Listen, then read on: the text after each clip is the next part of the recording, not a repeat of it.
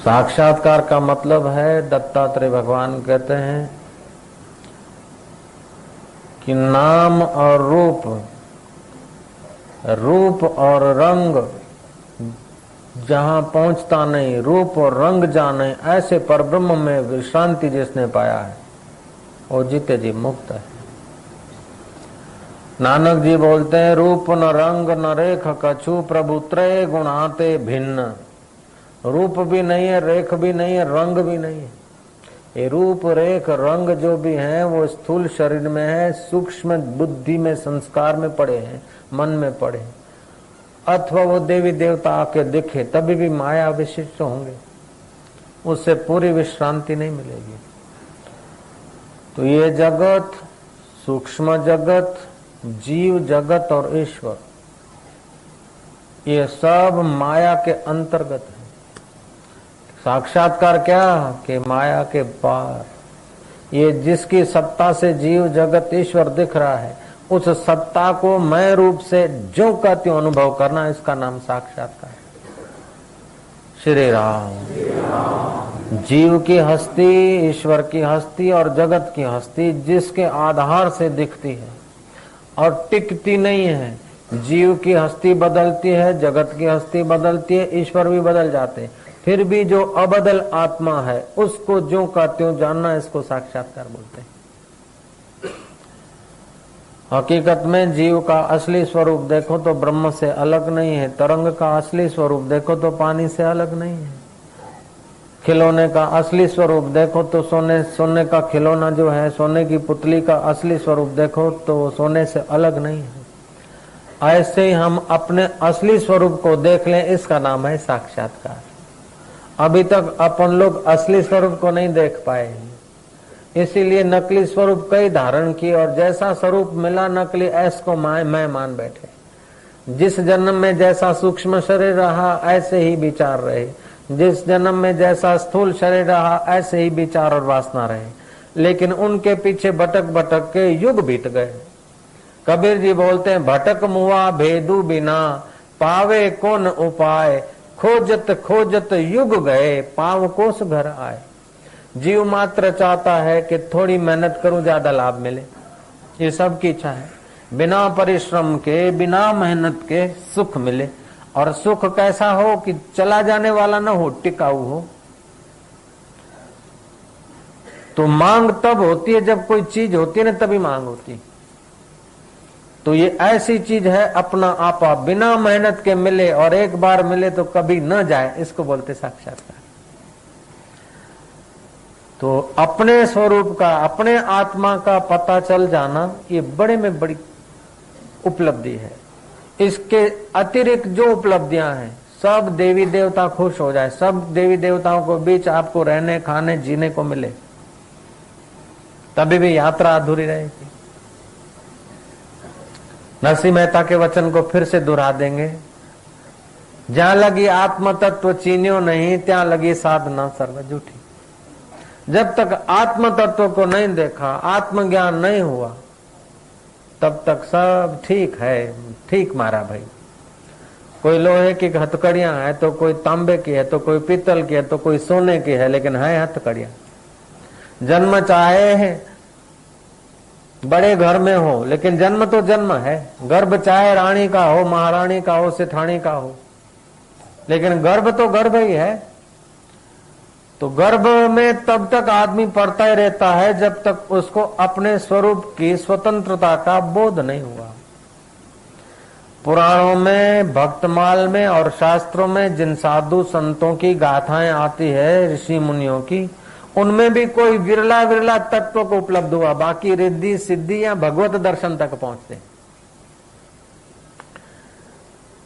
तो अत्यंत जिसके भाल के भाग भले होते हैं उनको ब्रह्मवेता गुरु मिलते हैं, और अत्यंत वैराग्यवताम समाधि ही, जिसको अत्यंत वैराग्य होता है उसको ही समाधि मिलती है, अर्थात उसको समाधान होता है, अपने स्वरूप की विश्रांति मिलती है। अर्जुन को वो विश्रांति मिली। अर्जुन कहता है, नष्टो मोह सुमृति लब्ध्वा। श्री कृष्ण थे तब तक मोह नहीं गया। लो, उस जमाने में जितना ऊंचा आदमी हो सकता वैसा ऊंचा अर्जुन था बुद्धि में, प्रसिद्धि में, बल में, निर्णय में, योग्यता में, जितनी आदमी की योग्यता विकसित हो सकती है मनुष्य जगत में, अर्जुन ऐसा व्यक्ति था। और श्री कृष्ण साक्षात नारायण का अवतार, वो साथ में है, फिर भी अर्जुन का मोह नष्ट नहीं हुआ है। विराट रूप के दर्शन करने के बाद अर्जुन का भय चालू है, लेकिन अर्जुन को जब आत्म साक्षात्कार हुआ है तो अर्जुन कहता है नष्टो मोह स्मृति लब्धवा तव प्रसादात, आपके वचन के प्रसाद से मया अच्युत स्थिरो अस्मि गत संदेह करिष्ये वचनम तव।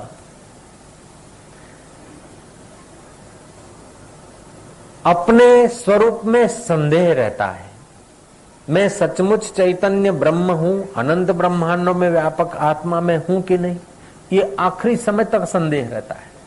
लेकिन गुरुओं की कृपा होती है और अपना पुरुषार्थ होता है, और गुरुओं की जब कृपा होती है तो वो जीवत्व की जो भ्रांति है वो टूट जाती है। जीव गया और शिव को पाया, जान लिया मैं शांति निरंजन, लागू मुझे न कोई बंधन। यह जगत है सारा नश्वर, मैं ही शाश्वत एक अनश्वर। दीद है दो पर दृष्टि एक है, लघु गुरु में वही एक है। जैसे देखने के विषय अनेक, देखने वाला एक, सुनने के विषय अनेक, सुनने वाला एक, चखने के विषय अनेक, उसका ज्ञाता एक, मन के संकल्प अनेक लेकिन मन का दृष्टा एक, बुद्धि के निर्णय अनेक लेकिन उसका अधिष्ठान एक। उस एक को मैं रूप में और अनंत ब्रह्मांडों में व्यापक जिस समय देख लिया, वो घड़ियां सुहावनी घड़ियां हैं, वो घड़ियां मंगलकारी घड़ियां हैं। जन्म जन्म मुनि जतन कराही, जन्मों से मुनि लोग जतन करते हैं।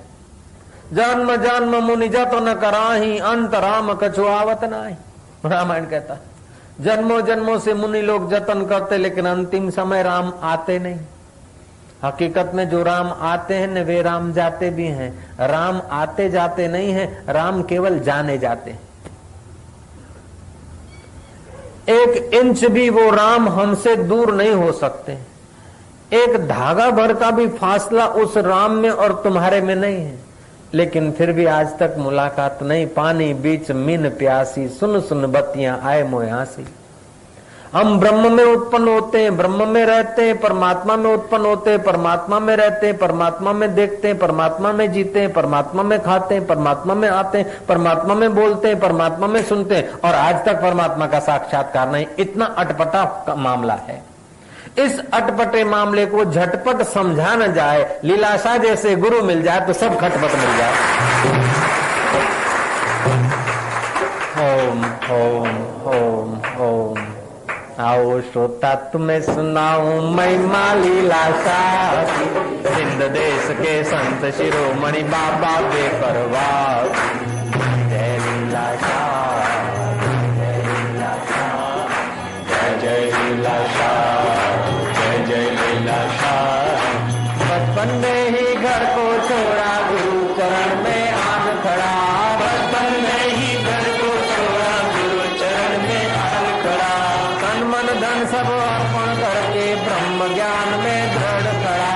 तन मन धन सब अर्पण करके ब्रह्म ज्ञान में दृढ़ खड़ा।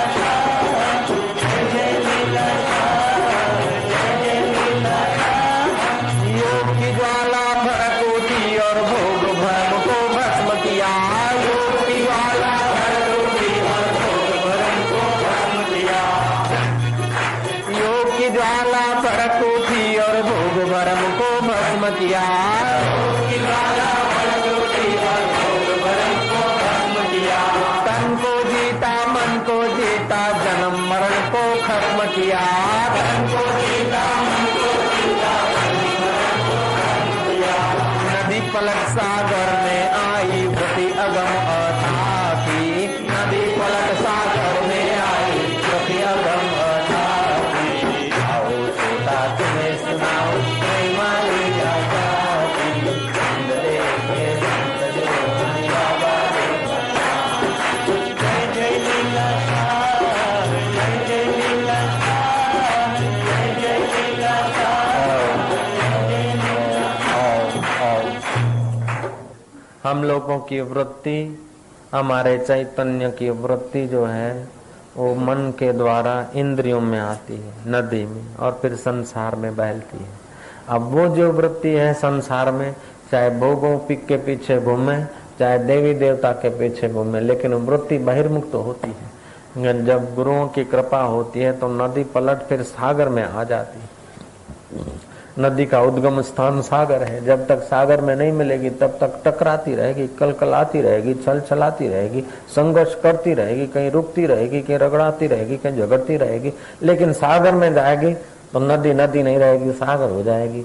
ऐसे ही हमारी वृत्ति कभी रूप में टकराती, कभी शब्द में, कभी स्पर्श में, कभी भूत में, कभी भविष्य में, कभी कल्पनाओं में, कभी मनोराज्य में, कभी निद्रा में, कभी तंद्रा में, कभी भलाई में, कभी बुराई में, कभी अधः, कभी उधः। ये जीव 84 लाख योनियों में भटकता रहता है। लेकिन गुरुओं की जब कृपा होती है तो ये वृत्ति जो है इंद्रियों के द्वारा ऐहिक जगत की भ्रांति छोड़कर अपने स्वस्वरूप में मिल जाती है। स्वस्वरूप में मिल जाती तो फिर उसका जन्म मरण खत्म हो जाता है, फिर उसके वास अविद्या निवृत्त हो जाती है। तो एक परब्रह्म परमात्मा है, उसको न जानना उसका नाम है अविद्या, अज्ञान। तो उसको कारण शरीर बोलते हैं। कारण शरीर है तो फिर सूक्ष्म शरीर बनता है। सूक्ष्म शरीर है तो उसकी डिमांड जो है, देखने की इच्छा, सुनने की इच्छा, बोलने की इच्छा, खाने की इच्छा, तो फिर स्थूल शरीर बनता है। अब स्थूल शरीर बनता है तो फिर स्थूल भोग बनते हैं। स्थूल शरीर से स्थूल भोग भोगते भोगते भोगते भोगते भी सूक्ष्म शरीर को लगता है कि इसी में सुख है, इसी में सुख है। जहां से अपना सुख स्वरूप निकला वहां वो भूल गया। कारण शरीर जो पड़ा है, अविद्या जो पड़ी है, पर्दा जो पड़ा है, तो अपने असली स्वरूप को नहीं जानता। ये बात आपको जरा सूक्ष्म लगेगी, लेकिन आज के दिन इतना गर्मी, सर्दी, तूफान सहन के इतर पहुंचे और आज के दिन ये बात न बताएं तो फिर कब बताएंगे, और तुमको न बताएं तो किसको बताएंगे। ये ब्रह्म ज्ञान की बात है, ब्रह्म विद्या की बात है। इस विद्या को सुनने मात्र से महाराज जो पुण्य होता है उसका बयान करने के लिए घंटों भर चाहिए। खाली सुन ले, मनन करे तो बेड़ा पार हो जाए, और नित्य ध्यान करे और फिर डुबकी मारे तो महाराज आप ईश्वरमय हो जाए, ब्रह्म हो जाए आप। तो ब्रह्म ज्ञानी का दर्शन वड भागी पावे। जिसको ब्रह्म ज्ञान ठीक से हो जाए उसका दर्शन बड़े भाग्यशाली को होता है। कम भाग्य होंगे तो उसको दर्शन नहीं होगा ब्रह्म ज्ञानी का। थोड़े भाग्य होते हैं तो धन मिलता है, ज्यादा भाग्य होते हैं तो वाहवाही सत्ता मिलती है, और बहुत भाग्य होते हैं तब संत मिलते हैं। संत का मतलब है जिनके जन्म मरण का अंत हो गया, जिसकी अविद्या का अंत हो गया, जिसकी आत्मा और परमात्मा की दूरी का अंत हो गया, उसको संत बोलते हैं। तुलसीदास जी बोलते हैं, बिनु पुण्य पुंज बिनु मिल ही न संता। बिना पुण्यों के पुंज, पुंज मानो खजाना, खाली पुण्य नहीं कहा, पुण्य पुंज, बिनु पुण्य पुंज मिल ही नहीं संता। पुण्यों का जब पुंज होता है तब संत मिलते हैं, और संत जब मिलते हैं तो भगवंत मिलते हैं। भगवान की कृपा से, पुण्यों के प्रभाव से संत मिलते हैं, संतों के प्रभाव से भगवंत मिलते हैं, और दोनों की जब कृपा होती है तब आत्म साक्षात्कार होता है। ईश कृपा बिना गुरु नहीं, गुरु बिना नहीं ज्ञान, गुरु बिना नहीं ज्ञान, ज्ञान बिना आत्मा नहीं, गावहि वेद पुराण, ज्ञान बिना आत्मा नहीं, गावहि वेद पुराण। ईश्वर के शिव कृपा के बिना, पुण्यों की कृपा के बिना गुरु नहीं मिलते, और गुरु के बिना ज्ञान नहीं मिलता। गुरु का मतलब ये नहीं कि थोड़ा बहुत भजन सीख लिया, थोड़ा बहुत त्राटक कर लिया, थोड़ा बहुत बोलने की छटा सीख ली। और गुरुदेव कहा करते थे, गोपो विझी टोपो गिसकी बैठो गादी थे। गोपा टोपा डाल के गद्दी पे बैठ गया, गुरु बन गया। फूंक दे दिया, मंत्र दे दिया, माला पकड़ा दिया, गुरु बन गया। आजकल तो गुरुओं का राफड़ा पैदा हो गया, गुरु गुरु गुरु गुरु। विवेकानंद बोलते थे, गुरु बनना मतलब शिष्यों के कर्मों को सिर पर लेना है, जवाबदारी सिर पर लेना है। गुरु का मतलब है जो अपनी आध्यात्मिक शक्तियों का दान करने के लिए सिंहासन पर बैठा है। आज तो हर दरिद्र सहस्त्र मुद्राएं दान करने का दावा करता, होता उसके पास कुछ नहीं। जय जय। गुरु लोभी शिष्य लालची, दोनों खेले दाव, दोनों डूबे बावरे चढ़ी पत्थर की नाव, कबीर जी ने कहा। एक राजा रोज ऐसे गुरुओं से कथाएं वार्ताएं सुनता था, लेकिन उसको तसल्ली नहीं, शांति नहीं। आखिर कबीर जी के पास आए काशी नरेश। कबीर जी ने कहा, अच्छा तो मैं राज दरबार में पहुंच जाऊंगा, कौन पंडित कौन गुरु तुम्हारे को कथा सुनाते हैं? 18 साल से तुम सुन रहे हो और शांति नहीं मिली। देखा कि सुनाने वाले तो बड़े विद्वान तो हैं, खूब बराड़ा पाड़े, धमधमाट बोले, भजन भी एवा गाय के हा जाने गुरु भक्ति तो एमना ज फूटी निकली होय। श्री राम ये बड़ा राग रगड़ियों बधु जाने के जप तप तीर्थ जोगनु फल, ऐसा ऐसा गाय महाराज। श्री राम।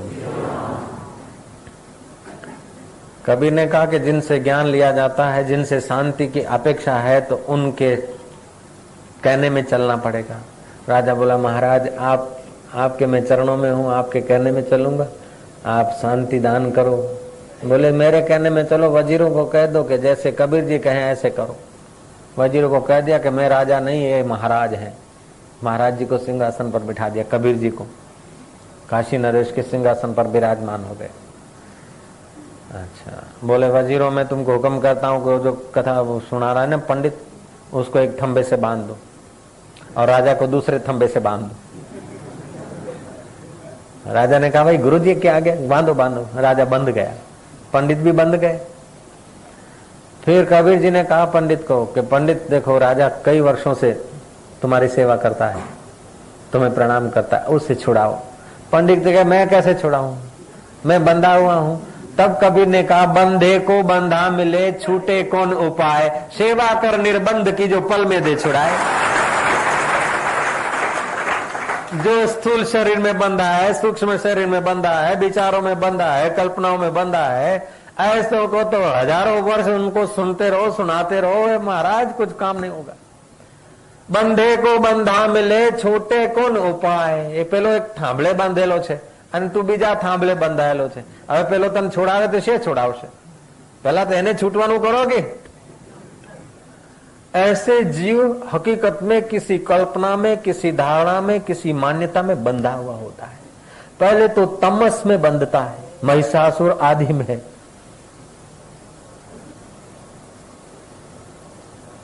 ईसाई धर्म उसको शैतान बोलते हैं, हम लोग उन्हें राक्षस बोलते हैं। पारसी धर्म अपना कुछ और नाम लेता है, लेकिन ये आसुरी भाव जो है ना, उनमें आदमी बंध जाता है।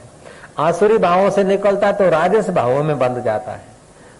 धन बैंक में मैं धनवान, पुत्र तो घूम रहे मैं पुत्रवान, मैं पत्नीवान, मैं त्यागी, मैं तपस्वी, मैं भोगी, मैं पटेल, मैं कड़वा पटेल, मैं सिंधी, मैं गुजराती, इसमें बंध जाता है। उससे थोड़ा आगे निकला तो मैं कुछ नहीं मानता, मैं ये जात पात नहीं मानता, मैं किसी पंथ में नहीं मानता, मैं न मानने वालों में बंध जाता है। फिर जयराम जी की તમારી કઈ પાર્ટી છે કે આ ફલાણી પાર્ટી, આ ફલાણી પાર્ટી, કે આપણે કોઈ પાર્ટી ના, કે જે કોઈ પાર્ટી ના હોય, જે કોઈ પાર્ટીમાં ના માનતા હોય, એ બધા જે હોય કોઈ પક્ષમાં ના હોય, એ બધા ભેગા મળો કે આ નિષ્પક્ષ, નિપક્ષ વિપક્ષ तो है और क्या है, अपक्ष છે, कोई पक्ष नहीं, अपक्ष, अपक्ष भी एक पक्ष है। ऐसे ही जीव न जाने किस गली से निकल के किस गली में गिर जाता है, किस गली से निकल के किस गली में फंस जाता है। तो राम तीर्थ बोलते हैं, कोई हाल मस्त, कोई माल मस्त, कोई तूती मैना सुए में, कोई खान मस्त। पंडित बन गए, घर बार छोड़ दिया, बाप जी बाप जी बाप जी। एक भजन का प्रताप है।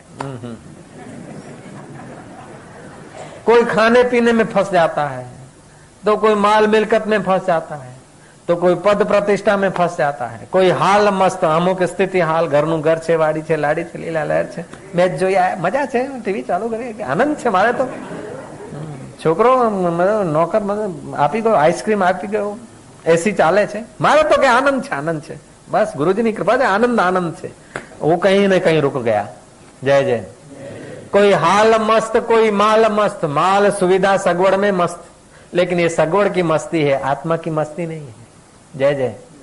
वो वैकुंठ की मस्ती है, स्वर्ग की मस्ती है, धन की मस्ती है, लेकिन ये असली मस्ती नहीं है। ये संयोग जन्य मस्ती है, निसंयोग मस्ती नहीं है, स्वतंत्र मस्ती नहीं है।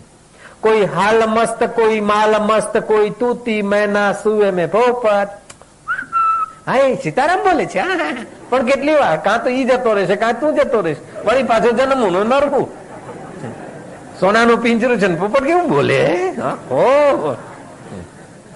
લાગે છે મસ્તી, પણ એ संसारी मस्ती, संसारी सुरा तो आकर चली जाएगी, वो बेचारी सुरा तो आकर चली जाएगी। ये एक बार मिले बेड़ा पार। महाराज कोई हाल मस्त, कोई माल मस्त, कोई तूती मैना सुए में, कोई खान मस्त, पहरान मस्त।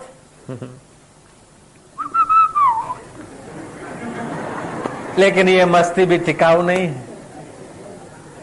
कोई खान मस्त, पहरान मस्त, कोई राग रगिनी दोहे में, ओ शायरी आती है फर्स्ट क्लास, कोई दोहे आ रहे, कोई राग रगिनी आ रहे, हे वाणिया रे वाणिया रे।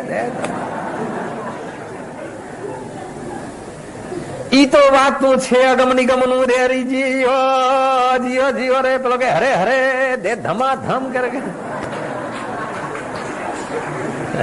એ તંબુરા અને મંજીરાનું સુખ છે, આત્મ સુખ નથી લે। कोई राग रगीनी दोहे में, कोई अकल मस्त, बहुत बुद्धिमान मानस को परख जावे, सुख दुख का बयान कर लेवे, वेद वेदांत का उपदेश दे देवे, बाल की खाल उतार देवे, इतना कुशल विद्वान। कोई अकल मस्त, कोई शकल मस्त, कोई चंचलताई हासी में, एक खुद मस्ती बिन और मस्त, सब बंधे अविद्या फांसी में। कोई योग मस्त, कोई भोग मस्त, कोई रिद्धि मस्त, कोई सिद्धि मस्त। रिद्धियों सिद्धियां भी होती है, उसी में संतुष्ट हो जाते हैं। जे कहू ए थई गयु। बाप जी आप अमेरिका गया, हूँ तो खूब खूब रेडी, एवी रेडी के मने ऊंघ न आवी। मारो छोकरो के बा तने शुं छे, मारी वहू आवीने मने पग दबावे, पण बाप तमारा दर्शन विना मने कहाँ चैन पड़े, काई नहीं। मारा बापू वया गया, बापू बापू बापू करीने हूँ मांड ऊंघू, ऊंघ आवे नहीं, जो कोई मारा बापू उभा छे, हूँ बापू पगला पकड़वा गई, बापू तमे वया गया। ई बापू जनतानगर नी बात कहूं तमने, हमणां चिट्ठी दे दी तमने, आ पड़ी जो चिट्ठी बापू, ई बधा अनुभव थया। लेकिन ये अनुभव भी आखिरी नहीं है, सितारों से जहां कुछ और भी है, इश्क के इम्तिहान कुछ और भी है। कोई रिद्धि मस्त, कोई सिद्धि मस्त, कोई लेन देन की कल कल में, एक खुद मस्ती बिन और मस्त, सब बहे अविद्या दल दल में। कोई वेद मस्त, चतुर्वेदी त्रिवेदी, मैं साम वेद जान, अरे तो 18 वेदी हो जा।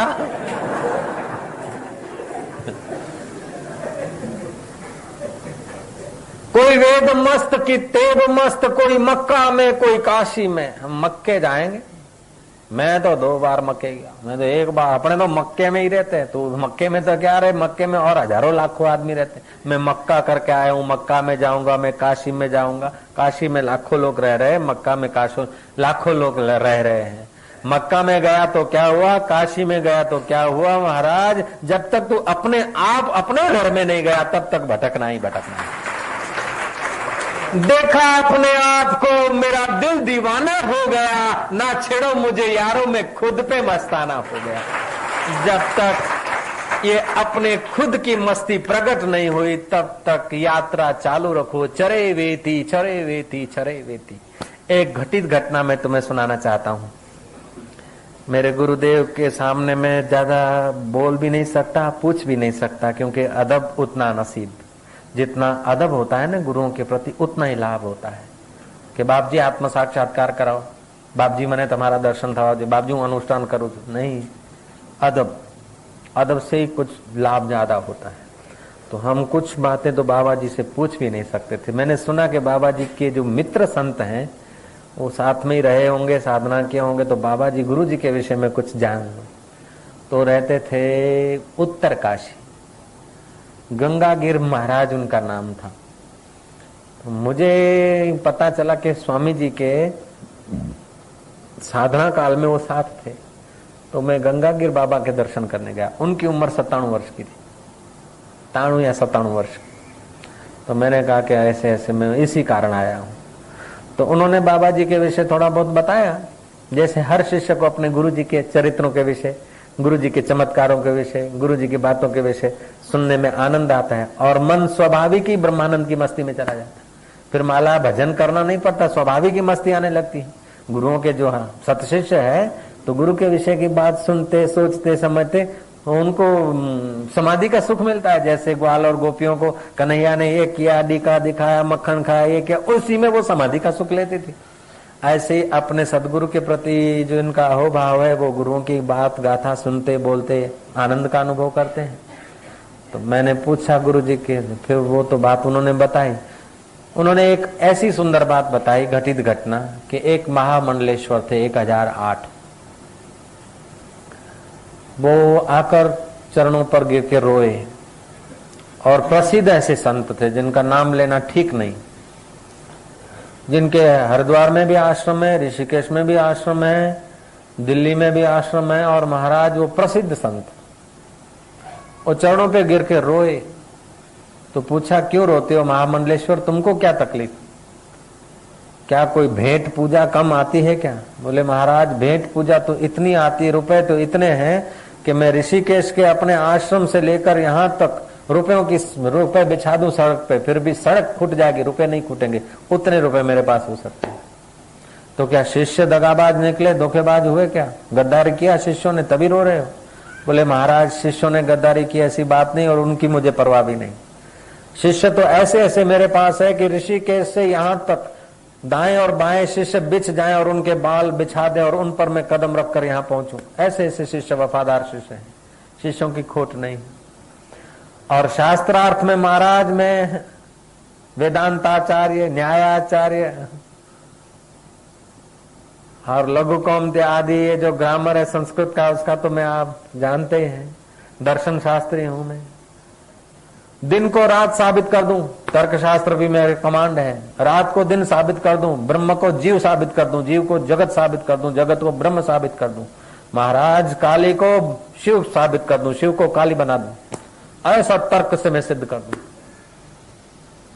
शास्त्रार्थ में तो मैं पंडितों को, विद्वानों को परास्त कर दूं। तो फिर कमी किस बात की, जब शास्त्रार्थ में सर्वमान्य विजेता हो, धन में सर्वमान्य विजेता हो, शिष्यों में, श्रद्धालुओं में सर्वमान्य हो, 1008 हो, आश्रमों की कमी नहीं, तो कोई और आश्रम बनाना कि महाराज ये झंझट की जरूरत नहीं। तो क्या चाहिए महाराज? लोग तो मुझे महामंडलेश्वर 1008 स्वामी फलाना फलाना गिरी महाराज बोलते हैं, लेकिन शास्त्र में सुना है कि तरति शोकम आत्मविद, आत्म साक्षात्कार का रस नहीं आया। मैं वेदांत पर प्रवचन खूब करता हूं, जय जय है वह बराड़ा पाड़ी पाड़ी बोल चुके કે હામે વાળો સમજે કે બસ એ બરાબર છે, પણ महाराज हृदय की ठार विश्रांति नहीं। तब उस महामंडलेश्वर को बताया गया कि अब शिष्यों को मत बताओ कि मैं फलानी जगह हूं, यहां से हिमालय के अमुक गांव में अमुक कोई अच्छी जगह लगे, गांव से 2-3 माइल दूरी पर एक झोपड़ी बनाओ, जो सुना है, सोचा है, समझा है, उसको अपने आप में बिठाओ, साल भर आत्म अभ्यास करके, नित्याध्यासन करके तत्व का साक्षात्कार करो। महामंडलेश्वर ये आश्रम साथ में चलेंगे नहीं, महल माड़ियां साथ में चलेंगे नहीं, शिष्य साथ में चलेंगे नहीं, तुम्हारी समझ, तुम्हारी निष्ठा ही तुम्हारे साथ चलेगी। जय जय। और उस मंडलेश्वर ने ऐसा ही किया और किसी को खबर नहीं दी, और गांव के बाहर किसी दूरी पर अज्ञात अनजाना सा साधारण आदमी होकर वो मंडलेश्वर साल भर रहा, तब उसे ब्रह्म साक्षात्कार हुआ। जब इतना महामंडलेश्वर साल भर परिश्रम करने के बाद उसका वेदांत उसके हृदय में जमा, तो ये बात याद आती है। तो गुरु लोग ऐसे ऐसे कृपालु होते हैं कि जरा सा पंचदशी का 7वां प्रकरण चालू करा के थोड़ी सी रहमत कर दी, हो गई रहमत तेरी सतगुरु रहमत का। ओम ओम ओम ओम ओम।